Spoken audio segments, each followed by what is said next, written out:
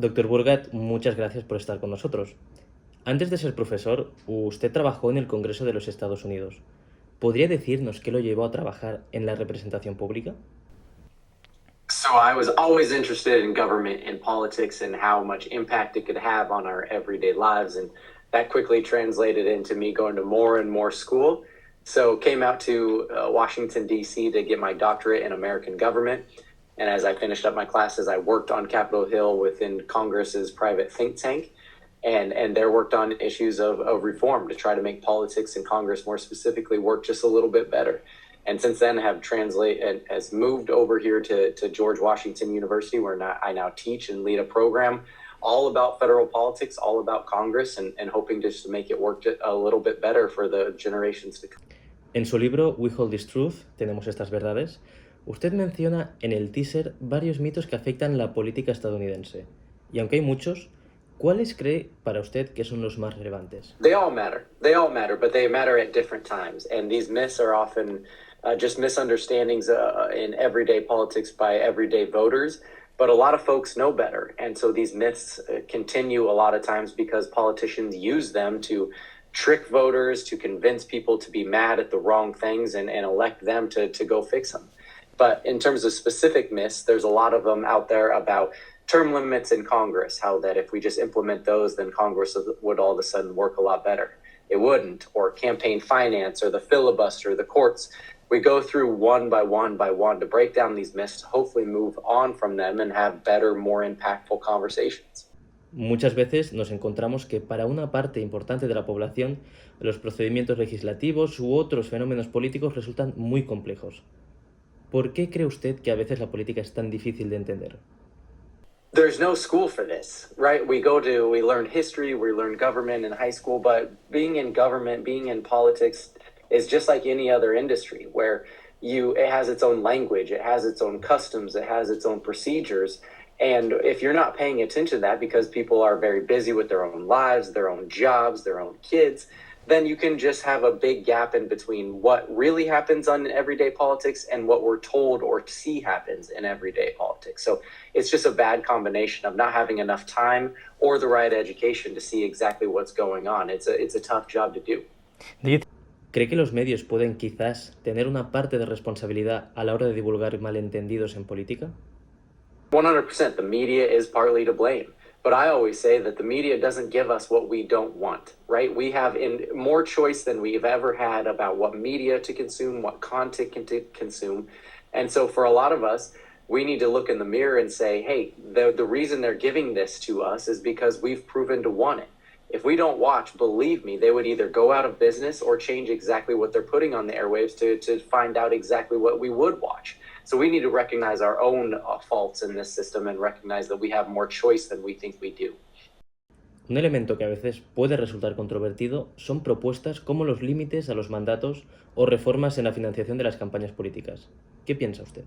With term limits, first of all, is that you would kick out people who are good at their jobs. So the thinking is that you would get rid of people before they get corrupt and they would be focused on their voters. But the research at state level and other countries has proven that when you remove the ballot, when you remove the election from these members of Congress, they won't care about their voters. They're no longer dependent on them for them to keep their job.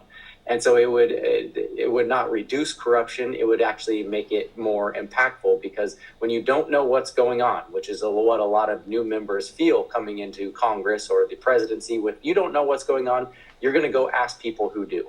And in D.C., that is lobbyists, that is other people of your party, more experienced members. You're going to remove power from the people who have it.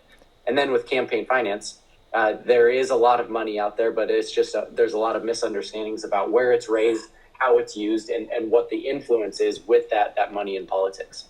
Previamente hablaba sobre la limitación de mandatos. ¿Cree usted, por ejemplo, que el mandato vitalicio de los magistrados del Tribunal Supremo son un problema?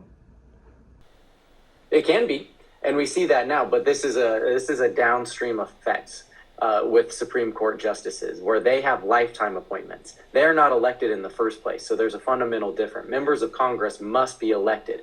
Voters have to choose them, otherwise they wouldn't have that jobs. With Supreme Court justices, only one person has to choose them, and that's the President of the United States. And then they don't have to run for re-election at all. They can serve for as long as that they are alive. That's very different than a member of Congress. So it's a different conversation, even if we're using the same words. ¿Qué consejo daría a los ciudadanos para evitar medios que propaguen desinformación? I would say that we have the power more than we think we do, that the media is a business. It has to function to make money. And they have proven over and over again that they will give us what we want to get more views, to get more attention, to get more advertising, to get more money. And so if you don't like what's on your airwaves, if you don't like what's in your social media algorithms, change them. They will respond to you rather than us responding to them. Make sure you know what you're listening to, you know the journalistic standards there hold to account, and you recognize that people with a blog or people with just turning their phone on as a camera, that's not journalism. That's a blog, that's a hobby, and that's very different than what a media outlet is supposed to and legally required to do. Según usted, ¿por qué cree que la gente odia tanto a los lobbies o grupos de interés? Because they think that they're showing up to lawmaker offices with bags of cash and bribing votes. That's not what happens. The influence of lobbyists is not within their money, even though that's what people think. It's within their organizing power. It's within their information that they're able to give members of Congress who don't have information about it themselves. ¿Ve usted diferencias entre las nuevas y anteriores generaciones en su manera de entender y aproximarse a la política? Sure, there's always generational differences where older voters are worried about their taxes and their neighborhoods. Younger voters are worried about their climate, their world, how much it costs to go to school. And so the issues are very different. And how they approach politics and even how they speak about politics is different as a result. New generations are more about nonprofits or advocacy associations, looking out for the world rather than just the United States. And so how much they're involved, where they're involved, who they're involved with is different across generations, and that's always been true. En general, es cierto que los medios internacionales tenemos la tendencia a focalizarnos en las elecciones presidenciales y no en las del Congreso o el Senado. ¿Cómo cree que estos comicios pueden cambiar las cosas a partir del próximo 5 de noviembre? It's not just the international media focused on the president. All Americans are only focused on the presidency too, and they need to pay more attention to the Senate, the congressional races in the House, and then even their state and local government races because they're all on the ballot at the same time. But in terms of what will happen on November, I think most people are projecting that the Democrats have a pretty good shot ¿Cómo at nos regaining explicaría a control of the nosotros, House un of público extranjero, Representatives, la but they have importancia para almost ustedes zero de estas chance elecciones? at keeping control of the Senate. So we're likely to see divided government again, though Republicans do have a good window to pick up both the House and the Senate come November 5th. Antes de acabar, nos gustaría si puede adelantarnos el contenido de su libro We Hold This Truth, en español, ¿Tenemos estas verdades? O cómo identificar los mitos que están reteniendo a Norteamérica, en exclusiva para nuestro público, antes de que se publique el año que viene. Sure, I appreciate that. Yes, we have this book coming out February. It's called We Hold These Truths, and it's all about the political myths in American politics. There's a lot of misconceptions out there about how politics is run, why we do the things we do, and it leads to a lot of frustrations. My whole goal is to break down those myths, tell you what's really happening behind the scenes from the perspectives of those who are doing it, in hopes that we can move past those and have the real hard conversations about what to do about the big problems. Climate change, gun control, immigration, education. We can't get to those because we're always fighting about what we've always fought about, which is the wrong things. Muchas gracias, Dr. Burgat, por haber estado hoy con nosotros en Descifrando la Guerra. Que tenga un buen día. Of course. Good luck.